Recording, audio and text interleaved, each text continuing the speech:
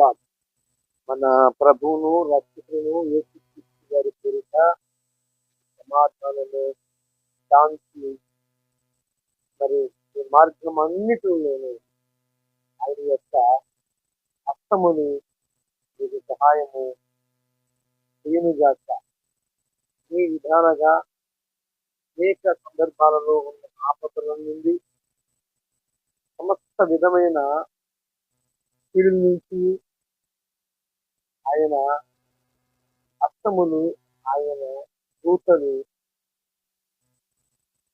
మిమ్మల్ని ఎత్తి పట్టుకుందురుగాక. రైతులాట్ ఈరోజు యొక్క సందేశం దేవుని వాక్యములో నుండి మనతో పరిశుద్ధాత్మ దేవుడు నాకును వింటున్న వారందరికీ చెవు కలిగిన వాడు ఆత్మశక్తి సంగతులు వినిగాక. నేను ప్రభునందు దేవుని బిడ్డలారా, ఈరోజు మరి చాలా మందిలో ఒకప్పుడు బలంగా ప్రార్థన చేసి, ఒకప్పుడు అనేక రకాలుగా భక్తి శ్రద్ధలతో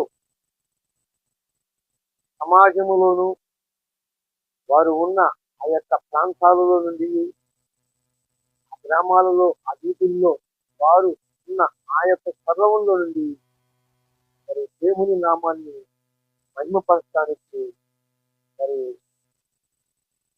వెళ్ళిన దాఖలాలు, పరిశుద్ధ గ్రంథాన్ని చేతపట్టుకొని వీధుల్లో నుండి, వారు ఉన్న ఆ యొక్క ప్రాంతాల నుండి దేవుని సన్నిధికి, ఆలయమునకు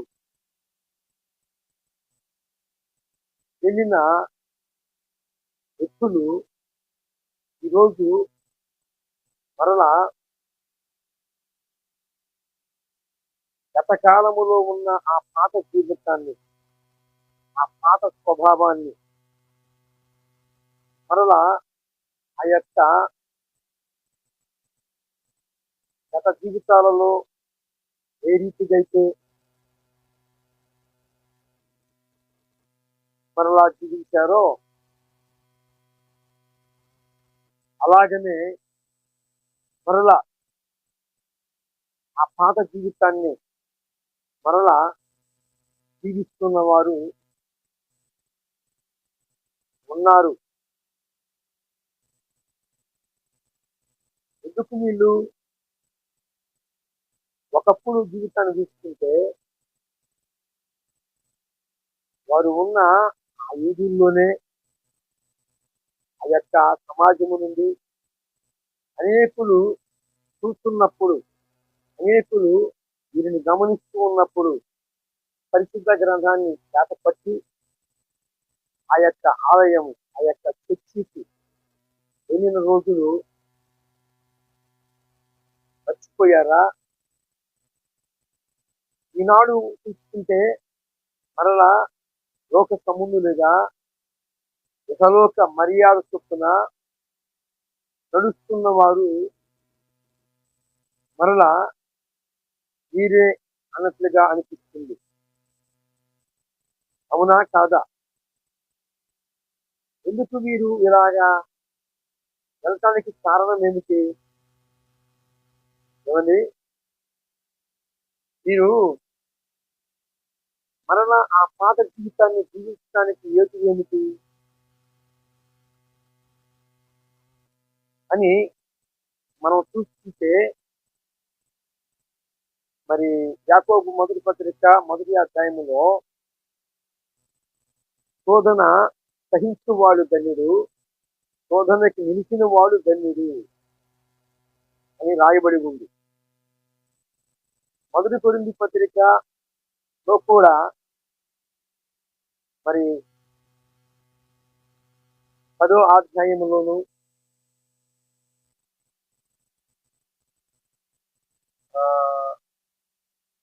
ఒక ద్వారం మూయబడితే 7 ద్వారాలు తెరవబడతాయి. ఆయన తన భక్తుల మీద వారు మొయ్యగలిగినంత మాత్రమే భారాన్ని ఉంచుతాడు కానీ వారు మొయ్యలేనంత భారాన్ని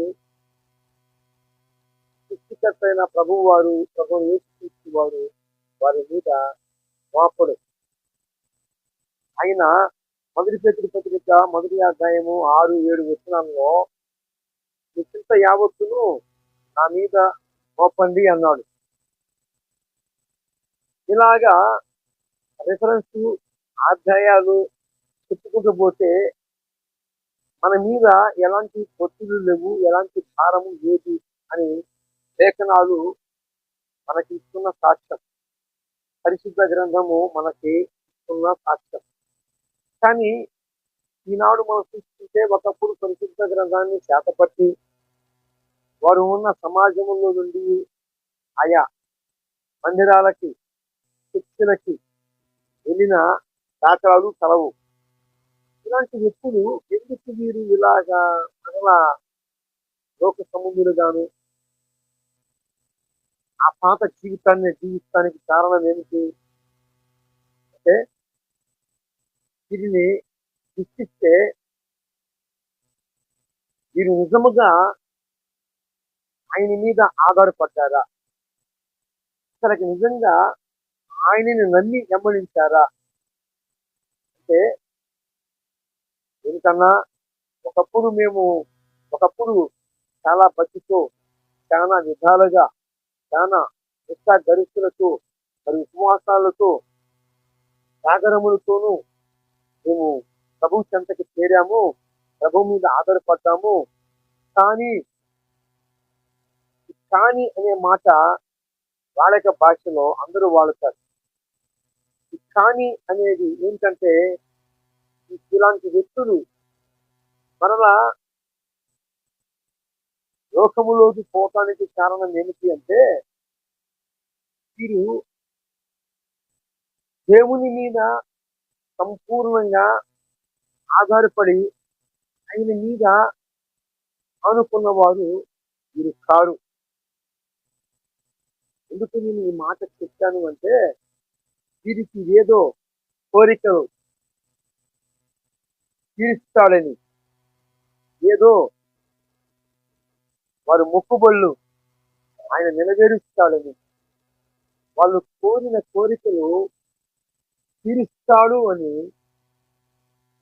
ఆ యొక్క విశ్వాసముతో ఆయన మీద ఆధారపడ్డారు. కానీ ఇక్కడికి వాస్తవంగా వారి పాపముల నిమిత్తము ప్రభువు వారే స్నానం పెట్టాడని, ప్రభువు వారే రక్తమును చిందించాడని, వీరు నరకాన్ని తప్పించుకోవాలని, ఆ యొక్క నరక వేదం నుండి వీరు తప్పించబడాలని వీరికి లేదు. వీరు ఇలాంటి వ్యక్తులు ఎలాంటి మనస్తత్వం కలిగిన వారు అంటే, చంచల మనస్తత్వం కలిగిన వారు చెప్పవచ్చు. అంతే కాళ్ళు అందకపోతే గుర్తుపట్టుకుంటారు.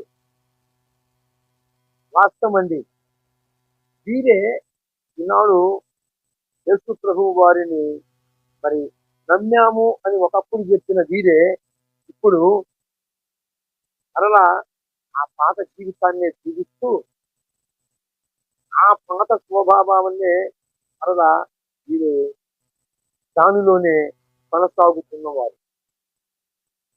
ఎందుకు అంటే, యెషయా గ్రంథము 26వ అధ్యాయము 3వ వచనములో వీరి మనసు దేవుని మీద ఆధారపడలేదు, ఆనుకోలేదు. వీరు తన చింత యావత్తు ఆయన మీద వాపకుండా వీరి చింత వీరి మీదనే ఉంచుకొని ఆఖరికి ఆ చింత కారణాలను బట్టి, ఆ యొక్క బరువు కారణాన్ని బట్టి మరి కలుగుతున్న సమస్యలకి, కలుగుతున్న పరిస్థితులకి మరలా ఆ పాత జీవితాన్ని మరలా జీవించడానికి దీనికి కారణం ఏమిటి అంటే, ఒకటే ఒక మాట మరి ఈ మాటలో చెప్పాను, మరొక మాట నేను మీ దృష్టికి తెస్తాను. ఇక్కడికి మనం పోరాడుతున్నది ఎవరితోనూ? ప్రధానులతోనూ, ఆకాశ మండలం మీద ఉన్న మరి ఇక లోక నాదులతోనూ, ఏమండి, అధికారులతో కాదు, ఆకాశ మండలం మీద ఉన్న దురాత్మ సమూహముతో మనము పోరాడుతాం. ఈనాడు చూస్తే వీరు వెళ్ళిపోవడానికి కారణం ఏమిటి అంటే, వీరి మనసు ఆయన మీద ఆనుకోలేదు ఒకటి. రెండవది, వీరు స్థిరత్వము లేనివారు. మూడవది, వీరు చంచల మనస్తత్వం కలిగిన వారు. నాలుగవది ఏంటయ్యా అంటే, వీరు మరల ఆ లోకములోకి వెళ్ళటానికి కారణం ఏమిటంటే, అపవాదికి వీరి హృదయములో చోటు ఇవ్వటం కారణం. ఈ 4 పాయింట్లని మీ దృష్టికి తీసుకొచ్చాను.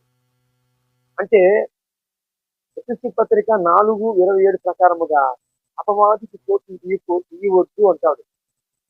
అపవాదికి చోటు ఇచ్చిన కారణాన్ని బట్టి వీరు ఏమైపోయారంటే, మరలా ఆకాశ మండలం మీద ఉన్న దురాత్మ సమూహము వీరిని తీసుకొని పోవటానికి కారణమైంది.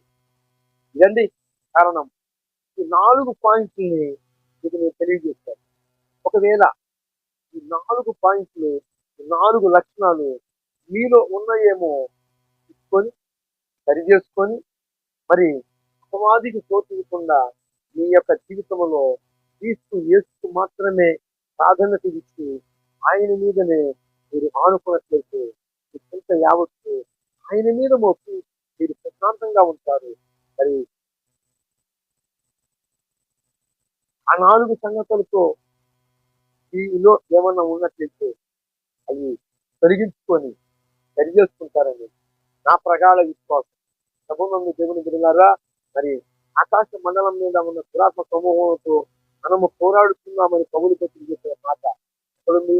ఎఫెసీ పత్రిక మరి 6వ అధ్యాయము 12వ వచనంలో ఉన్న మాటలని, మరి అనేక రెఫరెన్స్ని మీకు తెలియజేశాను. ఇవన్నీ కూడా పరిశుద్ధ గ్రంథములో మనకు సాక్ష్యం ఇవ్వలేదు. కనుక మీకు నేను తెలియజేసేది ఏంటంటే, ఇలాంటి వ్యక్తులు 4 సంగతులని వారిలోనే ఉంచుకొని దేవుని మీద ఆధారపడలేదు. చూస్తే జనానికేమో ఆదివారము పరిశుద్ధ గ్రంథాన్ని చేతపట్టి వెళుతున్నారు అని చూస్తున్నారు, కానీ అలాగా స్థిరపడిన వారు కారు. ఈయతను బట్టి దురాత్మ సమూహము వీరిని నిలుచుకొని పోవడానికి కారణమైంది. కనుక ప్రభువునందు దేవుని బిడ్డలారా, మరి మీరు మీ జీవితాలు ఎలాగున్నాయో తెలియజేసుకుంటారని మీకు మరి ఈ యొక్క ఉపదేశం